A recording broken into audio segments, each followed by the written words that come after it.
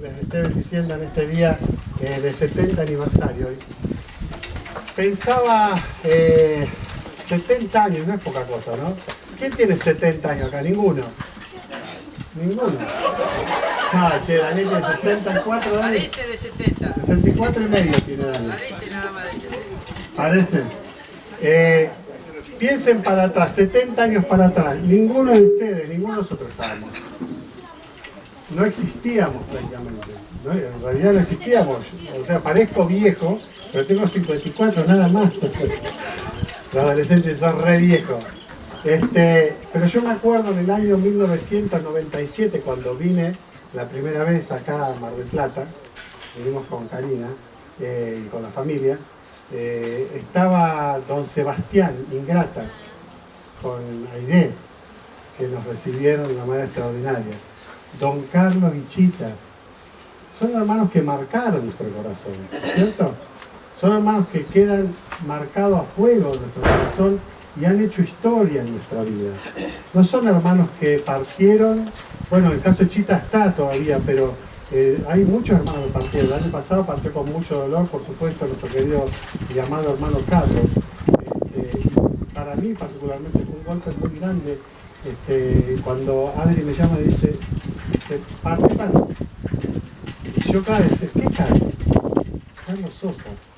Y no nos damos cuenta de lo que tenemos hasta que nos dejan. No nos damos cuenta de lo que el Señor nos dio, de las bendiciones que tenemos, hasta que el Señor se los lleva. Y hermanos queridos, en estos 70 años, creo que Mar del Plata tiene que agradecer a Dios que en todos estos años haya puesto hombres y mujeres de Dios.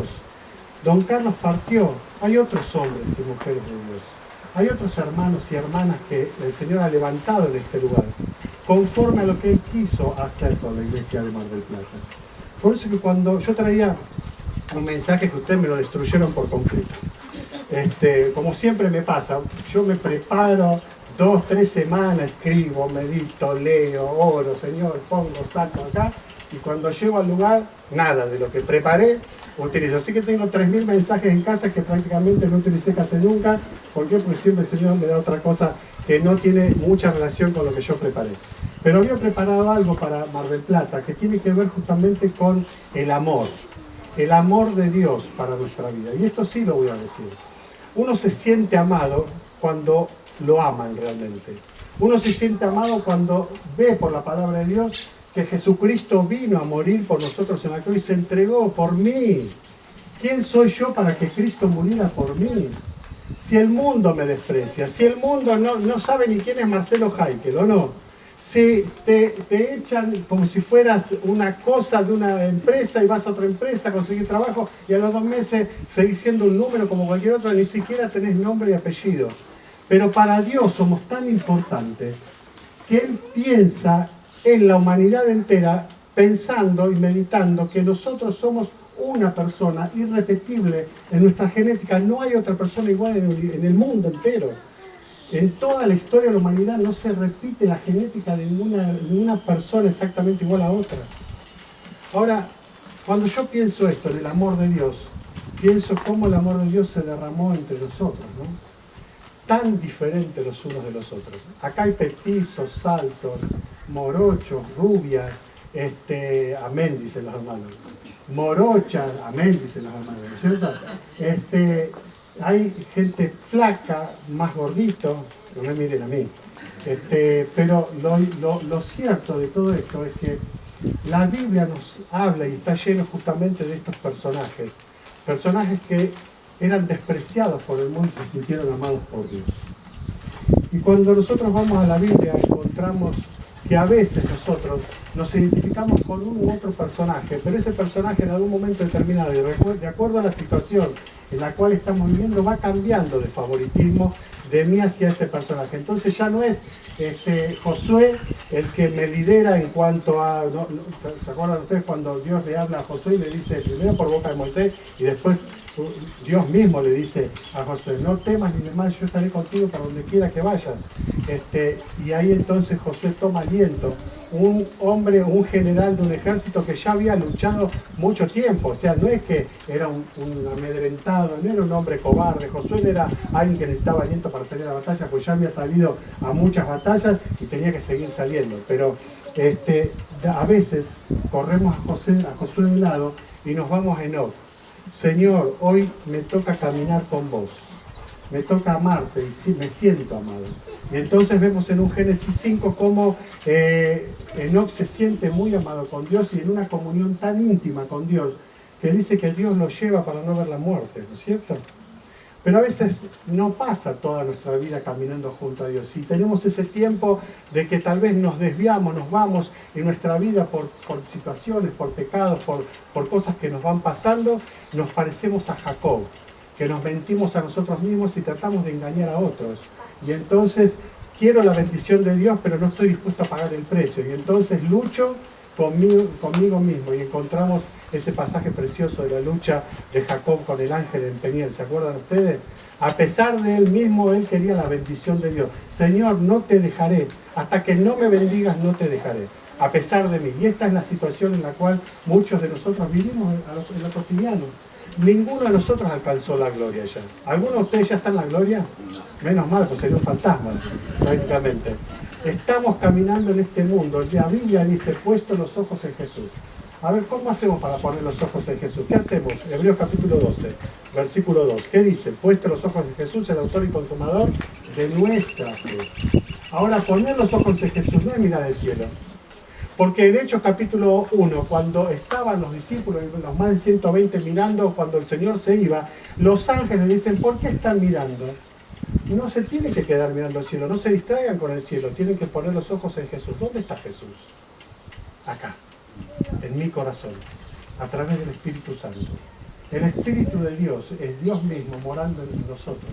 Por eso, hermanos queridos, cuando nosotros vamos a la palabra de Dios, justamente encontramos que poner los ojos en Jesús es vivenciar a Jesucristo en nuestra vida de una forma diferente a lo que el mundo lo vivencia. En pocos días tendremos la Navidad, la festejamos, un poco de sidra, un poco de champán, un poco de pan dulce, reunión familiar y nos olvidamos del Señor. Eso es lo que hace el mundo. Nosotros no podemos hacer esto. Hemos costado tanto para Cristo. Hemos costado tanto para Dios, que dice Isaías capítulo 53, que Jesucristo verá el fruto de la aflicción de su alma y quedará completamente satisfecho. Satisfecho con vos. Y vos podés decir, pero yo no soy el hijo o la hija de Dios que Dios quiere. Pero igual estás satisfecho. ¿Sabes por qué? Porque abrazaste la fe. Y Dios quiere levantar la iglesia de Mar del Plata con estos hermanos. Y aquellos hermanos que no pudieron venir, pero que están y mañana los veremos. Y aún con aquellos que están tal vez alejados del Señor. Porque cuando nos alejamos de la iglesia, en realidad nos alejamos del Señor. Porque el Señor no tiene la responsabilidad de lo que hacemos los hombres. El Señor no tiene culpa de las fallas humanas. Cuando estemos en comunidad, todos nosotros vamos a fallar, todo el tiempo fallamos. ¿Quién puede decir que Gonzalo es perfecto? ¿Gonzalo, vos sos perfecto? ¿Vos me ves perfecto a mí? ¿Cómo me conoces? Hace 30 años, hermano, que vengo a campamento, aniversario, cumpleaños, casamiento. Y nunca me invitaste a tu casa. ¿Qué es esto? ¿De antes todo? No. ¿Alguien puede decir, Dani, que vos sos perfecto? No. ¿Alguien puede decir, Rocío, que vos sos perfecta? Yo. A vos no te pregunté, señor. Mónica, ¿alguien puede decir que vos sos perfecta? ¿Y por qué buscamos la perfección en los hermanos? Bien. Perfecto López, el único perfecto que conocemos. Pero si todos nosotros sabemos que somos imperfectos, ¿por qué buscamos la perfección en el otro? ¿Por qué pretendemos que para aceptar a un hermano o una hermana, buscamos que ese hermano o esa hermana sea perfecto? Y no aceptamos la condición de que ese hermano tiene debilidades, como yo las tengo. Que ese hermano o esa hermana puede caer en pecado, como yo también puedo caer en pecado. Que ese hermano o esa hermana tiene tiempos fluctuantes en su vida, no va a estar siempre así. A veces va a estar derrapando, a veces va a estar como las olas del mar, que ustedes lo saben perfectamente cómo son, pero no vamos a ser siempre lo mismo. ¿Qué es lo que nos une, hermanos queridos, a nosotros? Lo más poderoso de esta tierra es la sangre de Jesucristo que limpiará los pecados de todo aquel que cree en él como su salvador personal. Estaba en un casamiento, ustedes saben que vengo de una, ya lo dije como 70 veces, lo voy a volver a repetir, perdón Marita, encima que lo dije en la iglesia un montón de veces, en tu casa lo conté 20.000 veces también. Yo vengo de una familia musulmana, por parte de madre y por parte de padre, así que todos primos, abuelos, tíos, padres, todos musulmanes. Yo me convierto al Señor, voy a la casa de cada uno de ellos y bueno, todos lo menos que hicieron es cerrarme la puerta y uno de ellos me pega una trompada, tenía 16 años yo y me da contra la pared. Yo me di cuenta que me había convertido a Cristo ese día, me di cuenta que me había convertido a Cristo hace una semana, porque no reaccioné. Si hubiese seguido siendo musulmán, agarraba una daga, una cuchilla y se la clavaba en el medio de la yugular. Pero me di cuenta que el amor de Dios estaba en mi vida y Dios me invitaba a vivir una vida diferente, a comportarme en forma diferente. A partir de ese momento, si bien yo cometí ese error de ir increpando y decirle no soy más musulmán, ahora soy cristiano, empezó una carrera de conquista. ¿Qué es lo que tenemos que hacer nosotros? No me estoy poniendo ejemplo para nada, pero creo que nosotros hemos dejado de conquistar el corazón de Dios. Y tenemos que conquistar el corazón de Dios como cristianos para poder conquistar el corazón de otros. A veces vamos a predicar a las personas sin haber conquistado el corazón de Dios. ¿Cómo hacemos para conquistar el corazón de Dios? Vamos a ir a 2 Samuel capítulo. Vamos a leer 2 pasajes bíblicos. Ustedes dijeron, este trae Biblia y no la lee. No, no. Vamos a leerla. 2 Samuel capítulo 4.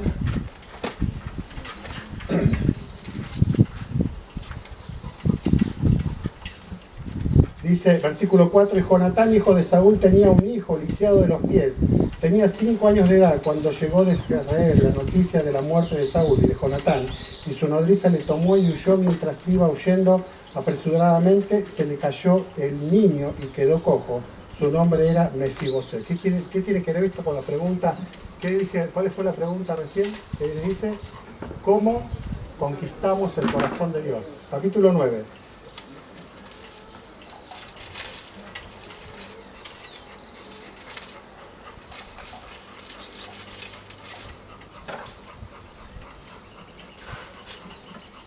Dijo David, ¿ha quedado alguno de la casa de Saúl a quien haga yo misericordia por amor de Jonatán? Había un hombre siervo de la casa de Saúl que se llamaba Siba, el cual llamaron para que viniese a David, y el rey le dijo, ¿eres tú Siba? Y él respondió, tu siervo. El rey le dijo, ¿no ha quedado nadie de la casa de Saúl a quien haga yo misericordia de Dios? Y Siba respondió al rey, aún ha quedado un hijo de Jonatán, lisiado de los pies. Entonces el rey le preguntó, ¿dónde está? Y Siba respondió al rey, aquí está en casa de Maquir, hijo de Amiel, en Lodebar. Entonces envió el rey David y le trajo de la casa de Maquir, hijo de Amiel, de Lodebar, y vino Mefiboset, hijo de Jonatán, hijo de Saúl, a David, y se postró sobre su rostro e hizo reverencia. Y dijo David, Mefiboset, y él respondió, aquí tu siervo. Y le dijo David, no tengas temor, porque yo a la verdad haré contigo misericordia por amor de Jonatán tu padre, y te devolveré todas las tierras de Saúl tu padre, y tú comerás siempre a mi mesa. Y él, inclinándose, dijo, ¿quién es tu siervo para que mires a un perro muerto como yo? Entonces el rey llamó a Siba, siervo de Saúl, y le dijo, todo lo que fue de Saúl y de toda su casa yo le he dado al hijo de tu señor. Tú pues le labrarás las tierras, tú con tus hijos y tus siervos, y almacenarás los frutos, para que el hijo de tu señor tenga pan para comer. Comerá Mefiboset, el hijo de tu señor, siempre a mi mesa. Y tenía Siba 15 hijos y 20 siervos. El versículo 13 termina diciendo, y moraba Mefiboset en Jerusalén, porque comía siempre a la mesa del rey y estaba lisiado de ambos pies. ¿Qué tiene que ver esto con la pregunta que yo dije, o que les hice a ustedes? ¿Cómo conquistamos nosotros el corazón de Dios? De esta manera. El rey David despreciaba a quienes, a dos tipos de personas, a los ciegos y a los cojos. Y la Biblia dice esto, que él los despreciaba. O sea, despreciaba a aquella persona que fuera ciego y que era cojo. ¿Por qué? Porque en la antigüedad el pueblo de Israel creía que el resultado de la enfermedad era por el pecado cometido. Por eso que cuando se encuentran, ¿se acuerdan ustedes los discípulos con el ciego? Le dicen al Señor Jesús, ¿Quién pecó? ¿Este o sus padres? Teniendo en consideración esa historia pasada, vieja, de la idea de que todo pecado terminaba en una enfermedad, y esa enfermedad era fruto del pecado. Y el Señor que les dice, no pecó ni este ni sus padres, sino para que la gloria de Dios se manifieste. Teniendo en consideración esto, David fue conquistado por el corazón ¿de quién? De Moisés, de Mefiboset. ¿Y por qué conquistó Mefiboset el corazón de David? Porque era amigo del padre de Jonatán. Saúl, el abuelo, lo había perseguido hasta para matarlo a David. Pero David olvidó eso, olvidó ese pecado de Saúl contra David. Él recordó el pacto que había hecho entre su amigo Jonatán y él, y entonces dijo, después de muerto su amigo, dice, ¿habrá alguna persona, algún hijo, alguien de la casa, no importa que sea hijo o pariente de la casa de Jonatán, en la cual yo pueda ayudarlo, pueda hacer misericordia? Claro, Mefiboset, habiendo huido, enterándose la nodriza que él tenía aproximadamente unos 5 o 6 años, habría tenido, porque era un niño que podía ir a UPA, imagínense, no era un nene de 18 años cuando llevé la nodriza a UPA. O sea, era nodriza que antes se daba el pecho hasta los 5 años aproximadamente. Las mujeres israelitas o de Oriente le daban el pecho hasta los 5 años aproximadamente a sus hijos, así que no tenía más de 5 años, 5 años y medio, pero no más de eso. Y entonces ella se cae, y cuando se cae, él queda lisiado de ambos pies. Seguramente habrá caído en rocas y entonces el nene quedó paralítico. Antes no había operaciones como hoy día para poder recuperar justamente esto, o no sé qué podría haber pasado, porque la Biblia no lo dice, pero sí dice que quedó lisiado. David, aborreciendo este tipo de personas, él lo recibe. Y cómo se sentía Mefiboset era como un perro muerto. Ustedes saben que para los orientales, tanto para los judíos como para los árabes, el perro es un animal despreciable. No es como que hay, como acá, perros por todos lados. Allá abundan los gatos. Los gatos es un animal fiel para los orientales. Pero no así, por eso los egipcios, ustedes van a ver en las esfinges o van a ver en los museos gatos y no perros. Ahora, eran aborrecidos también estos animales en Oriente.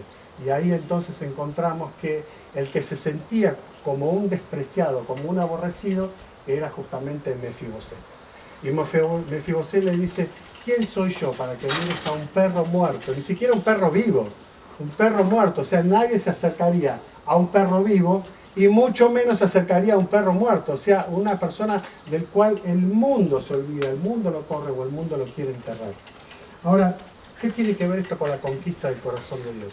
Con nosotros pasó lo mismo, hermanos.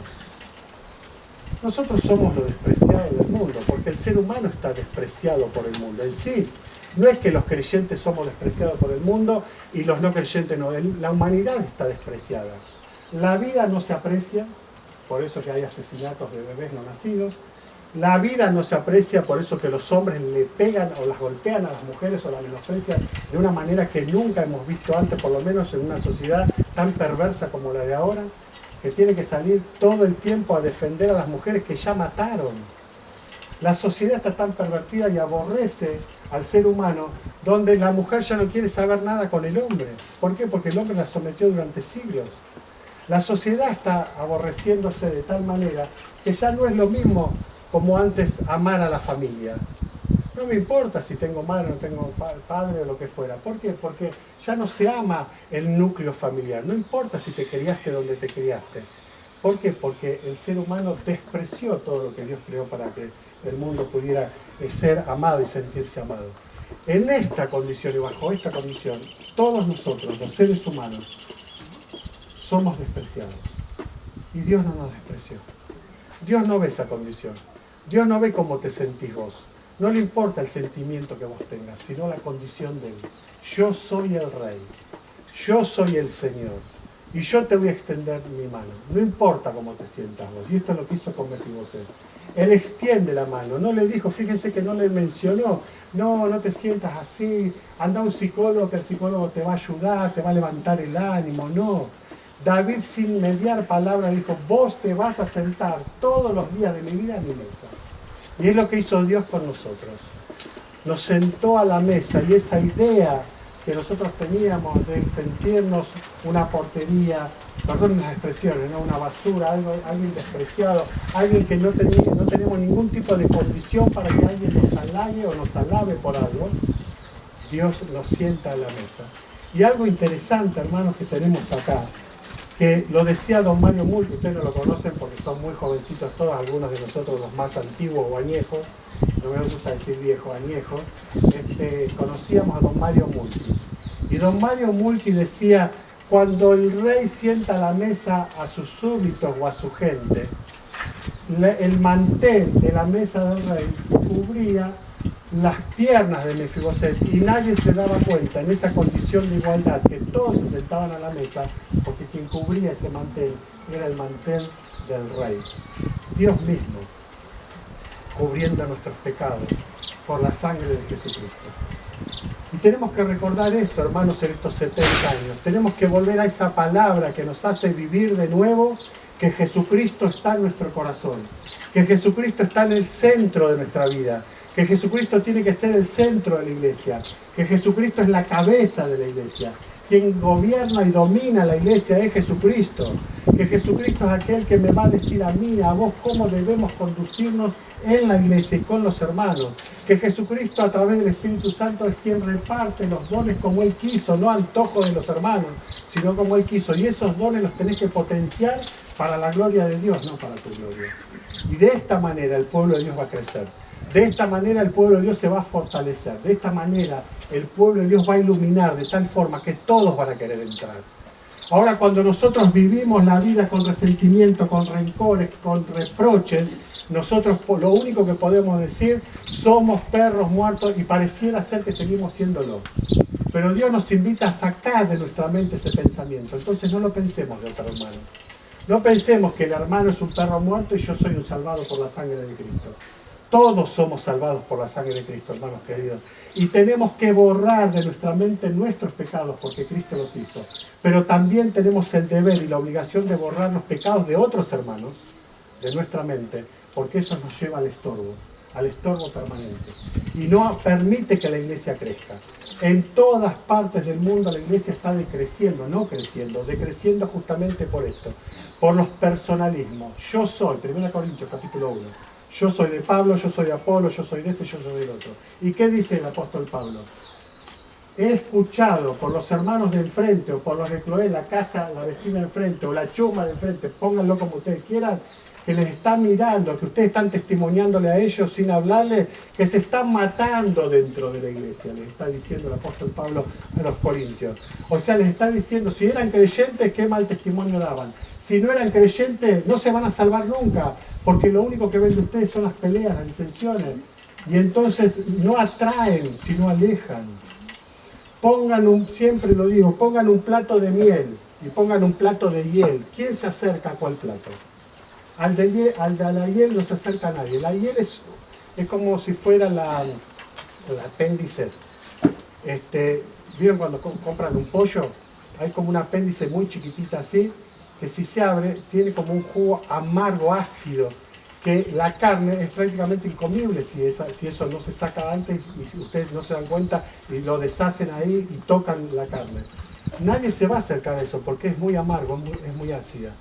La vida de ciertos cristianos es tan ácida que nadie quiere estar al lado de ellos. Pero sí al lado de aquel que es dulce, pero no un dulce ese pegajoso, aquel que está todo el día abrazando. No, eso no es amor. La dulzura de Dios es decir la corrección que debe haber con la palabra de Dios, para que yo me corrija y para que yo pueda ser el intermediario para ayudar a otros hermanos a corregirse también. Pero ¿qué decía el apóstol Pablo cuando habla a los corintios? Dice, estoy tan feliz de que casi a ninguno de ustedes bauticé. Fíjense a lo que llegó a pensar el apóstol Pablo, que eran tan divisionistas los corintios, que él estaba contento de no haber bautizado a nadie porque el ser bautizado en la antigüedad era como ser aquella persona que lo lleva al desarrollo de la vida cristiana futura, a ese hermano que decide bautizarse. Y entonces, en esos bautismos que se hacían, que hoy debería ser igual, cuando los pastores, cuando los ancianos, cuando los diáconos, cuando los colaboradores están bautizando a alguien, es el hermano que tiene que acompañar al crecimiento también del hermano después, posteriormente. O sea, no, te sumerjo de los pelos, te saco y ahora andá, serví. No. Tiene que haber una vida de intercomunicación, de intercomunión, de interdependencia, sometiéndose los unos a los otros. Efesios capítulo 5, versículo 21, comienza diciendo esto la palabra de Dios, hablando del matrimonio y de la iglesia de Cristo.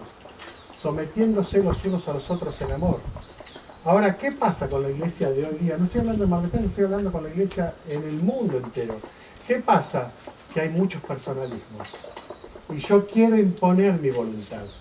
Y entonces voy al anciano o a los ancianos y les digo, hagamos esto porque acá está la solución. Miren, en el año 85 tuvimos una división muy grande en la iglesia de Morón, por doctrina. Se fueron 65 hermanos. Yo tenía 18 años. Prendimos la luz de la iglesia, nos miramos entre los jóvenes que estaban. ¿Qué hacemos? ¿Qué hacemos? De rodillas en la iglesia a orar, los unos por los otros.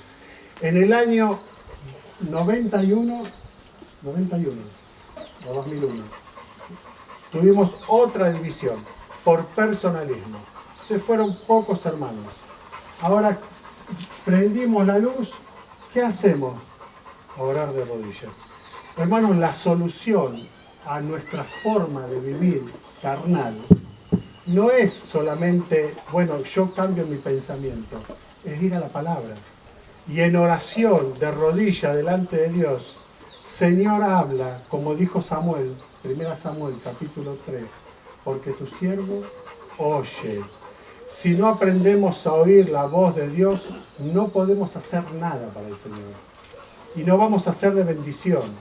Mefiboset dice, la palabra que acabamos de leer, que a partir de ese momento, hasta el final de los días del reinado de David, se sentó a la mesa del rey. ¿Estás sentado a la mesa del rey, vos y yo? Sí, ya estamos sentados. Estamos en la mesa del rey, porque Dios nos invitó a su casa, Dios nos invitó a su mesa, y ni siquiera somos ya invitados. Somos parte de la familia de Dios. O sea que nosotros, sin merecerlo, fuimos adoptados por Dios. Y ustedes cuando oran, que creo que me pasa a mí también, a veces le decimos Señor, ¿no es cierto? Pero casi siempre le decimos Padre nuestro que estás en los cielos. ¿Quién tiene esa virtud y bendición de llamar a Dios Padre, sino los hijos de Dios? Y como hijos de Dios no podemos despreciar a otro hermano o a otra hermana. Porque si nos peleamos acá en la tierra, imagínense cómo vamos a entrar en el cielo. Puerta roja para los que siguieron a tal, puerta azul para los que siguieron a tal, puerta amarilla para los tal, y los que ya están en el cielo, ya están en el cielo, listo, se fueron. Ya terminó su historia en la tierra. Hermanos, recordamos a Sebastián Ingrata con Aide, que fueron preciosos, yo los amaba, esos hermanos que eran muy queridos, fueron maestros silenciosos para mí. Carlos Sosa, un hermano extraordinario que yo tengo en mi corazón y lo voy a llevar.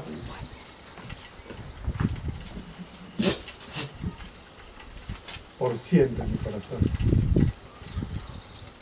Pero están los vivos acá. Ahí, en las sillas llenas. Y están las sillas vacías. De los hermanos que hay que ir a buscar.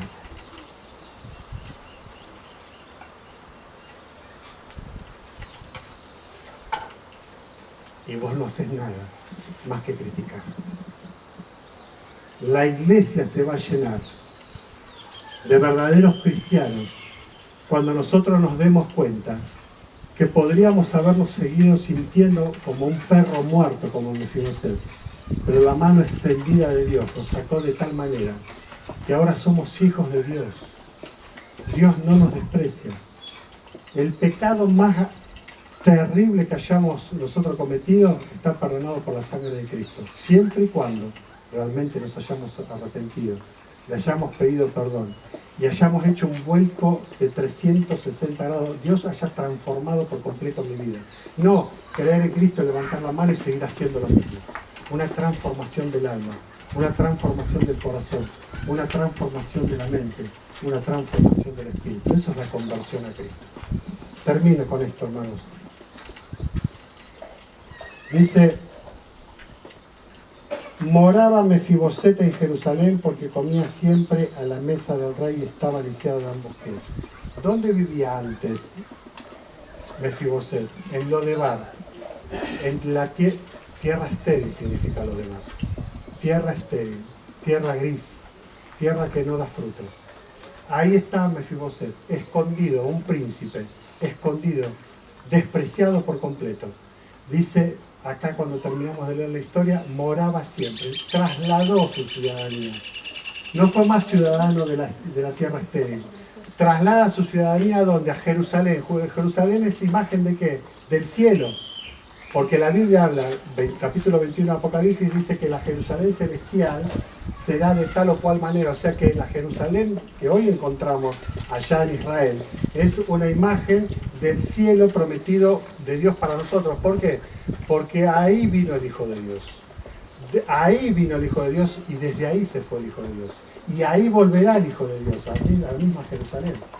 Y es ahí cuando nosotros encontramos queridos jóvenes, adolescentes, hermanos mayores, los que peinamos cana y los que ya no peinan nada. Que nosotros somos ciudadanos del cielo. No sé si tenemos una condición absoluta de pensar lo que significa eso.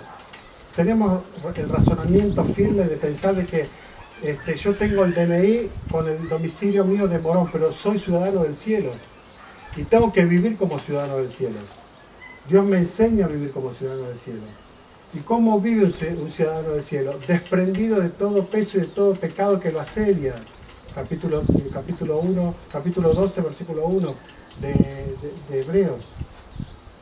Puesto que tenemos tan grande nube de testigos, despojémonos de todo peso y de pecado que nos asedia. ¿Qué es el asedio? Es cuando alguien te habla y no te deja en paz. Alguien te persigue, Satanás hace esto, te busca para devorarte, te asedia permanentemente. Dios te dice, tenés la oportunidad de que en Cristo, puesto los ojos en Jesús, liberarte de eso, del pecado y también de todo peso. Hermanos, es hora que cada uno de nosotros nos liberemos de este peso. ¿Saben por qué? Porque no podemos ser tan egoístas de pertenecer nosotros solos al pueblo de Dios. Tenemos que brillar y para brillar tenemos que despojarnos. Y para despojarnos tenemos que poner los ojos en Jesús. Y para poner los ojos en Jesús tenemos que dejar de poner los ojos en nosotros y de tener lástima por nosotros, que es lo que le pasa a muchos cristianos. Pero vos no sabés lo que me pasó. Sí, hermano, sé lo que te pasó. Pero la Biblia dice y promete que los que están en Cristo son una nueva criatura, completamente diferente. Las cosas viejas pasaron, Dios escribe una nueva historia. Desafialo a Dios que escriba en ese libro en blanco que vos tenés, sin ningún tipo de carátula, sin ningún tipo de escritura, desafialo a que escriba Él.